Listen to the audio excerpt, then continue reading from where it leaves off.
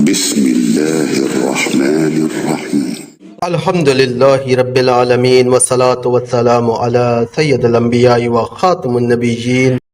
السلام علیکم، میں ہوں نوید احمد اور آپ دیکھ رہے ہیں میرا یوٹیوب چینل قرآن حدیث اردو۔ جامع ترمذی کی حدیث پاک میں ہے، سیدہ عائشہ صدیقہ رضی اللہ تعالی عنہ کا بیان ہے کہ رسول اللہ صلی اللہ علیہ وآلہ وسلم نے ارشاد فرمایا،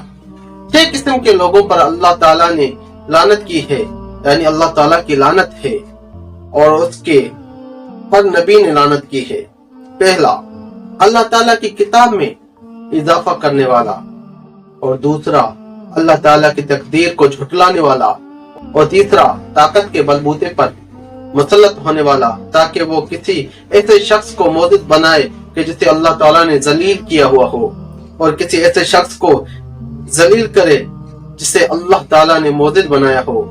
اور چوتھا، اللہ تعالیٰ کے حرم کی بے حرمتی کرنے والا، یعنی خانہ کعبہ، کعبۃ اللہ شریف، بیت اللہ شریف کی، اور پانچواں، میرے اہل بیت کی بے حرمتی کرنے والا، اور چھٹا، میری سنت کو حقیر سمجھ کر ترک کر دینے والا۔ الکبیر الطبرائی کی روایت میں ہے، صحیح بخاری اور صحیح مسلم کی بنیادی راوی سیدنا ابراہیم نخعی تابعی رحمۃ اللہ تعالی علیہ فرماتے تھے، اگر بالفرض میں قاتلان سیدنا حسین میں شامل ہوتا اور بالفرض میری بخشش بھی ہو جاتی، مجھے جنت میں داخلہ نصیب ہو جاتا، تو پھر بھی مجھے اس بات سے شرم آتی کہ میں رسول اللہ صلی اللہ علیہ وآلہ وسلم کے پاس سے گزروں اور آپ صلی اللہ علیہ وآلہ وسلم کی نظر مجھ پر پڑ جائے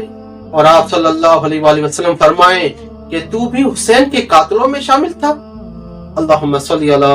سیدنا و مولانا محمد وعلی آلہ وبارک وسلم۔ صلی اللہ علی محمد